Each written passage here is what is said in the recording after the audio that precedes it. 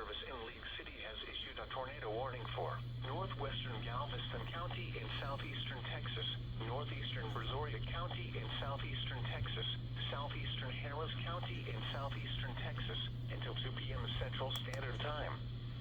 At 1:22 p.m. Central Standard Time, a tornado-producing storm was located near Santa Fe, moving northeast at 20 miles per hour. Hazard: damaging tornado and quarter-size hail. Source: radar confirmed tornado.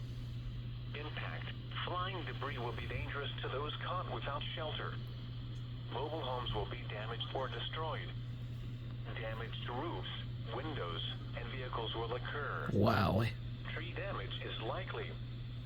This tornadic storm will be near Eastern League City, Texas City, Dickinson, La Marque, and Santa Fe around 1:30 p.m. Central Standard Time. Gemma and Clear Lake shores around 1:35 p.m. Central Standard Time.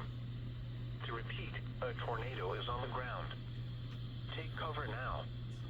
Move to a basement or an interior room on the lowest floor.